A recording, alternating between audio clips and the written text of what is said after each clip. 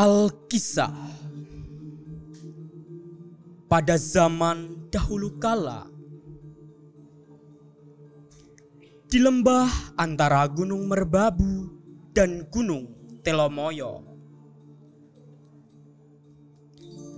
terdapat sebuah desa yang bernama Desa Ngasem. Hiduplah sepasang suami istri bernama Ki Hajar Salokantoro dan Endang Sawitri. Mereka hidup berdua dengan penuh sederhana. Tetapi mereka belum juga dikaruniai seorang anak. Hingga pada akhirnya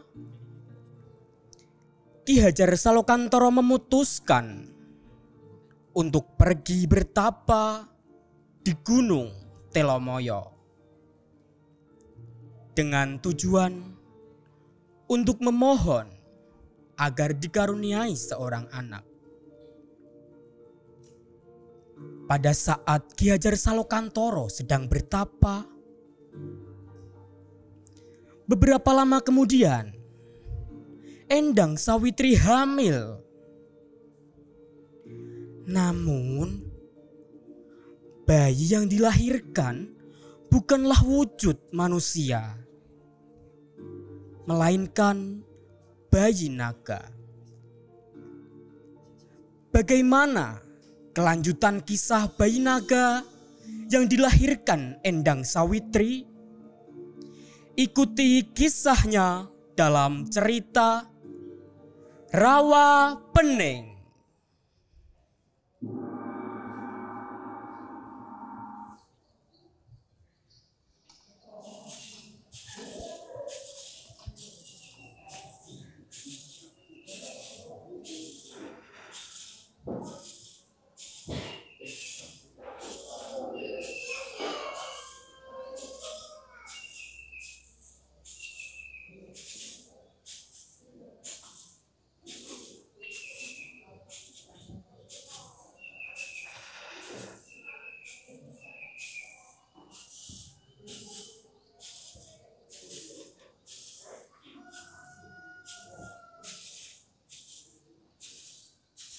Bu, Dalam, Pak.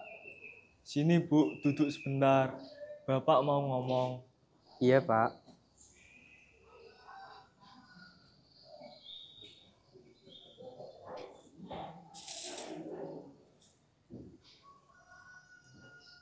Bu, kita sudah semakin tua dan kita belum dikaruniai seorang anak. Untuk itu, Bapak mau betapa di Gunung Telomoyo, Bu. Siapa tahu kita bisa dikaruniai seorang anak.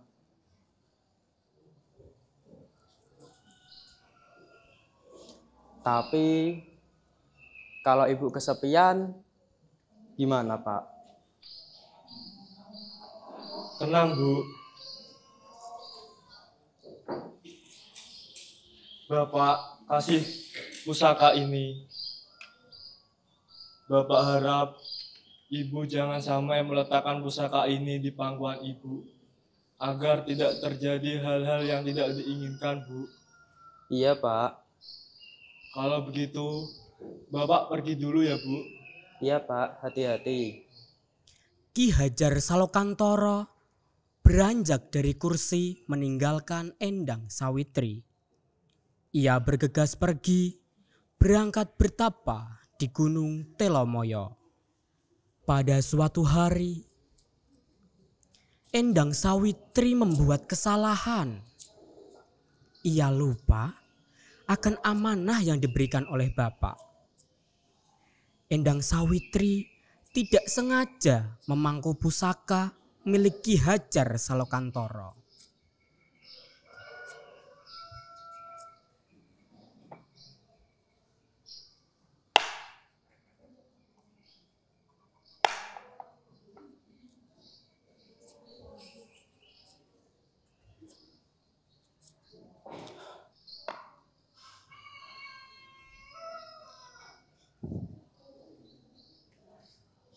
Hah? Gimana ini? Aku telah melakukan kesalahan. Aku lupa dengan amanah yang diberikan oleh Bapak padaku. Aku harus menebusnya. Tapi bagaimana ya? Endang Sawitri kebingungan. Mondar-mandir, tak tahu apa yang harus dilakukan. Hingga pada akhirnya terbesit di pikirnya untuk bertapa di tengah rawa. Bagaimana kalau aku bertapa saja ya? Siapa tahu aku bisa menebus kesalahanku dengan cara ini. Endang Sawitri pun menuju ke rawa. Setibanya di rawa, ia kemudian menuju ke arah batu di tengah rawa, lalu ia bertapa. Ketika sedang bertapa, tiba-tiba Endang Sawitri hamil. Dan beberapa saat kemudian, ia melahirkan seorang anak.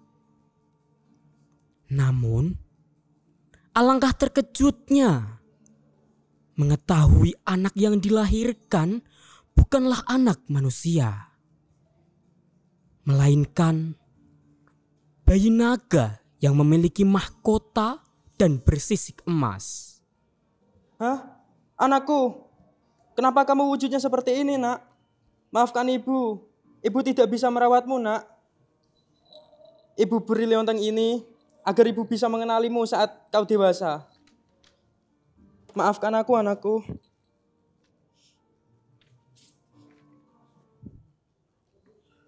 Setelah bertahun-tahun kemudian, Endang Sawitri pun menyesali perbuatannya. Lalu, ia memutuskan untuk mencari keberadaan anaknya. Anakku, kamu di mana?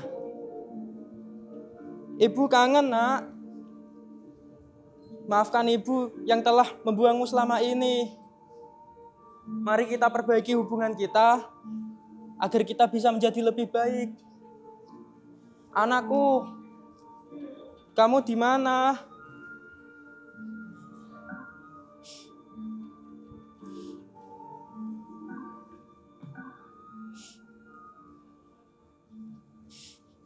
Anakku, maafkan ibu, Nak.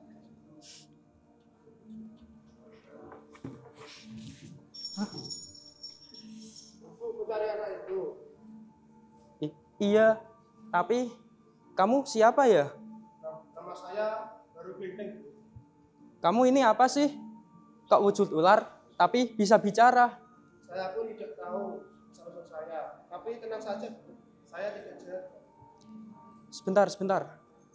Leonting itu, leonting siapa yang kamu pakai? Tidak tahu. Ini sudah menempel sejak saya dulu kala. Boleh saya lihat? Silahkan, Bu.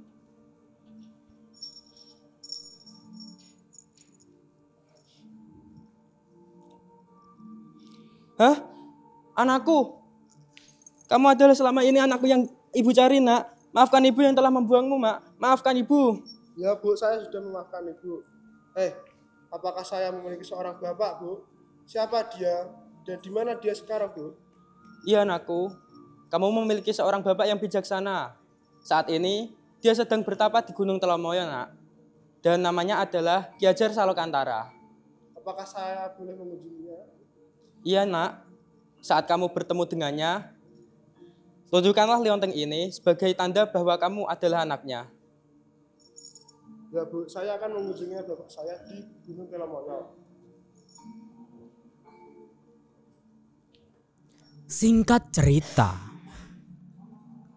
di Gunung Telomoyo, Baru Klinting dapat bertemu dengan ayahnya.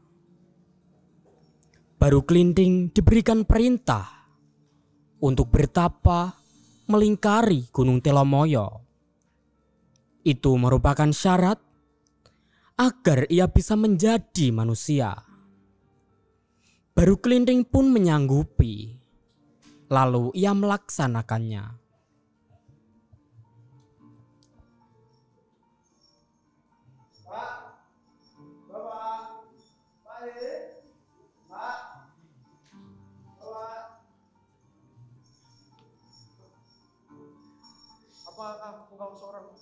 Apakah engkau Bapak?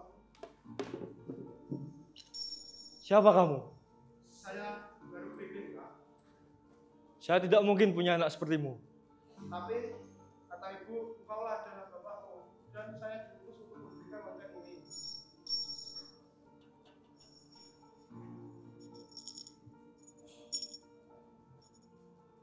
Baiklah. Jika kalau benar kau anakku, kau harus melingkari Gunung Telomoyo ini. Baiklah Pak, aku akan menunggu perintahmu. Baru Kelinting pun melingkari Gunung Telomoyo sesuai apa yang diperintahkan oleh bapaknya. 300 tahun kemudian, ada sebuah desa yang akan mengadakan kegiatan bersih desa. Lalu Pak Lurah meminta tolong kepada seluruh warganya agar memburu hewan di hutan dengan tujuan untuk dijadikan sebagai jamuan.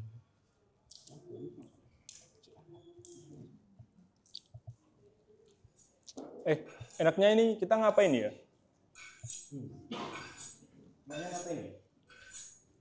Kita ngapain? Nggak tahu ya Pak. Apa kita main kartu aja? Di bagus itu. Iya. Wah, boleh. Kebetulan ya aku juga lagi bawa kartu. Ayo kita main. Ayo. Ngapain tuh? Ya salah ngeluarin uang dulu lah. Masa nggak berani taruhan? Ayolah. Nantang. Ayo keluarin uangnya. Nih, punya. Main apa tuh? Biasalah, kayak biasanya. Kalau main kartu doang nggak ada minumannya ya, kayak enak ini. Waduh, iya juga nih. Wah, kebetulan nih saya ada bawa sesuatu. Keluarin dong. Masuk. Ayo. Sambil lanjut aja yuk. Kalau cuma minum aja ya, gak enak nih. Gak ada rokoknya. Wah iya juga nih. Aku juga lagi gak bawa rokok nih. Kamu bawa gak tuh? Bawa rokok ya? Tuh siapa yang bawa ya? Idra mungkin bawa. Kamu bawa rokok gak Idra? Bawa rokok gak? Wah pas banget nih. Kebetulan nih, sebanget ini. Waduh, koi lah. Ini kebetulan ada rokok sisa semalam. Wah enak nih. Nih, cup. Orangnya mana Idra? Bentar ya.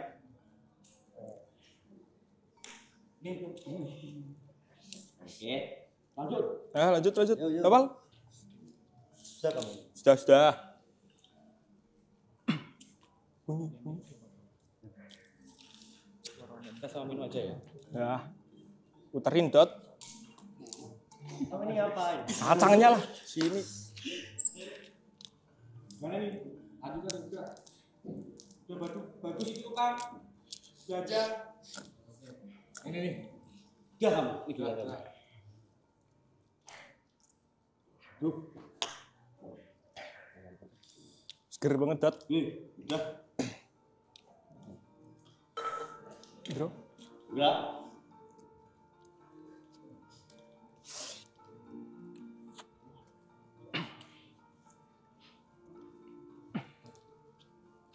Lama banget dot.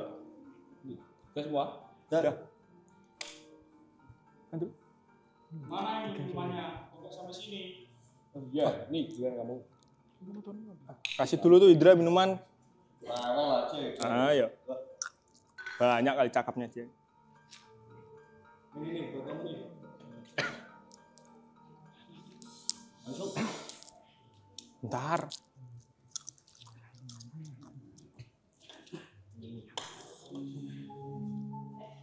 Kamu ngapain, Dra? Kok kayaknya galau gitu, Dra?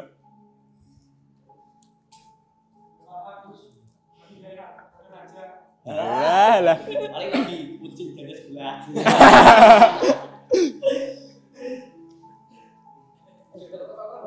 Wah, ada apa ini kok? Seru banget kelihatannya. Ada apa ya Pak sampai datang ke sini Pak? Jadi gini.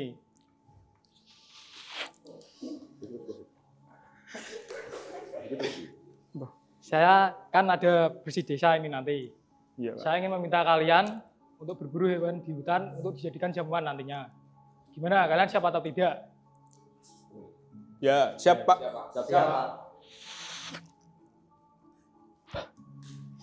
Siap atau tidak? Ya siap. Ya sudah, cepat berburu. Yo.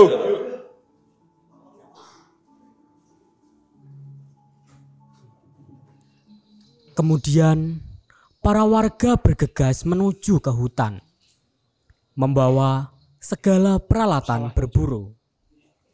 Namun ternyata dari pagi hingga siang tidak ada satupun hewan yang bisa ditangkap. Semua merasa kelelahan. Gimana nih? Dapat ya kamu? Ya dapat dari tadi. Nanti ya bisa dimarahin Pak Lurah. Duh, gimana nih? Ya dulu aja ya. Ya. Akhirnya para warga beristirahat sambil menunggu jika ada hewan yang melintas. Salah satu warga menancapkan kapaknya pada pohon besar yang roboh. Seketika pohon itu bergerak. Semua warga terkejut sekaligus gembira karena bisa menemukan hewan yang besar.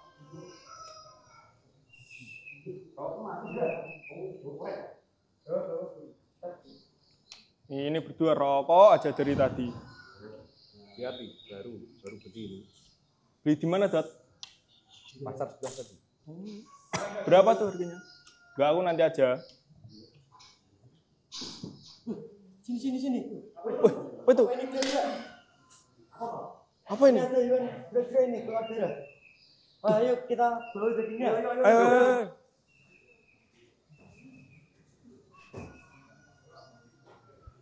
Tanpa berpikir panjang, semua warga memotong dan mengambil daging hewan tersebut. Angkat. Pesta yuk. Ayo.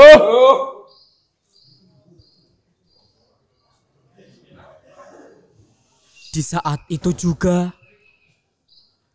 roh dalam tubuh hewan itu berubah wujud menjadi manusia yang buruk rupa.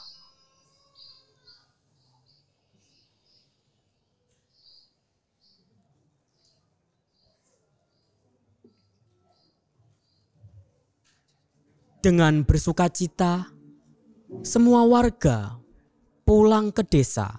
Kegiatan pesta berjalan dengan lancar. Semua warga menikmati makanan yang lezat.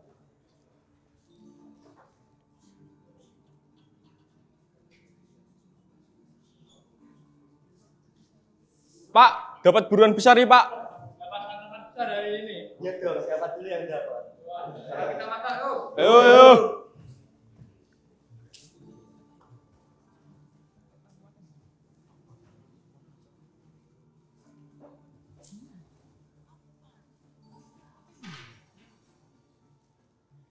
Kompor.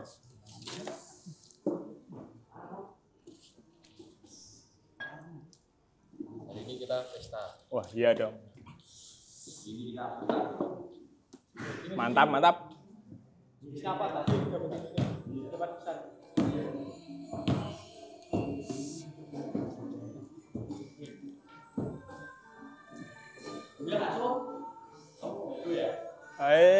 Ada saja kamu ini. Sini dagingnya. Koreknya mana, Dro? Kalau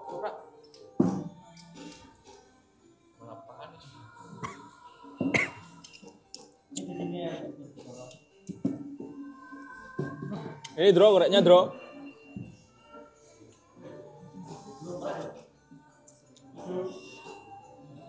Wah, ini nih yang ditunggu-tunggu.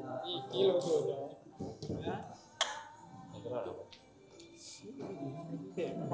Katanya mana ini? Juga. Wah, masuk. Ini buat magang nih. Ini mana satenya kok gak mateng-mateng, ini mana?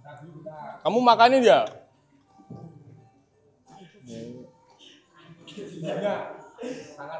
Wah. Nih. Pisang Pak Lurah? Apa ini? Saat pesta sedang berlangsung, ada seorang anak kecil yang tubuhnya penuh luka dan buruk rupa. Anak itu adalah roh dari hewan yang dibunuh Bawa apa warga. ini? Sampai sini baunya. Anak itu merasa kelaparan, kemudian meminta belas kasihan kepada warga.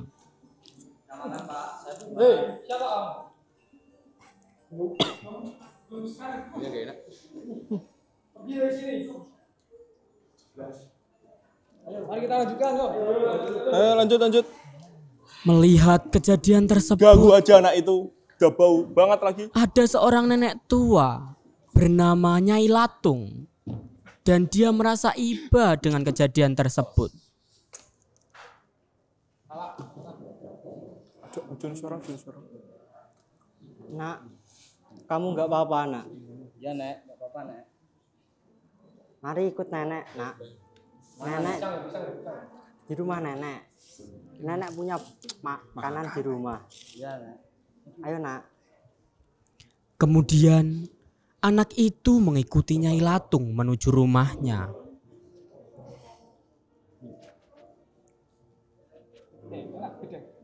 Masuk. Gerwo. Duduk dulu, Nak. Ya Nek. Saya ambilkan makanan. Ya.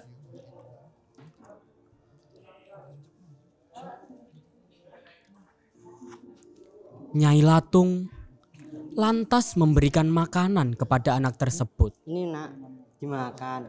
Ya, Kamu Nek. pasti lapar. Terima kasih ya. Ya.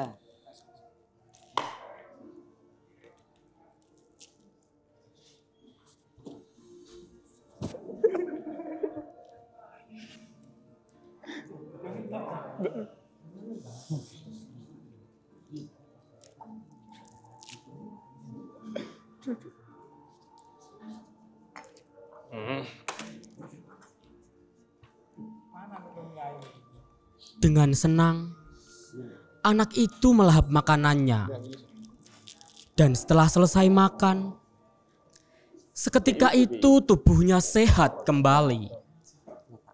Karena kebaikan Nyai Latung, anak itu memberikan sebuah pesan. Nek, jika suatu hari terjadi sesuatu pada desa ini, bawalah centong dan bergegaslah naik ke atas lesung ya. Untuk apa, Nak? Tidak ada apa-apa, Nek. Nenek ikuti saja pesan dari Jaka. Ya, Nak. Meskipun Nyai Latung masih merasa bingung dengan apa yang dimaksud anak itu, tetapi dia tetap menyanggupinya. Lalu anak itu pergi ke halaman rumah Pak Lurah. Ia membuat tantangan, yaitu tidak ada siapapun yang bisa mencabut lidi ini kecuali dirinya. Ia kemudian menancapkan sebuah lidi dan mengumumkannya kepada warga. Hei kalian, warga.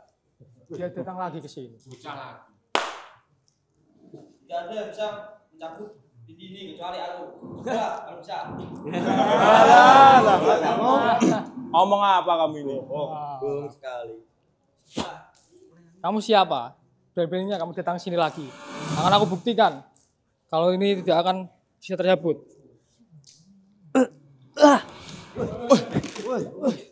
Cepat. Kenapa Pak Lurah? Cabut. Ayo semuanya. Cabut semua.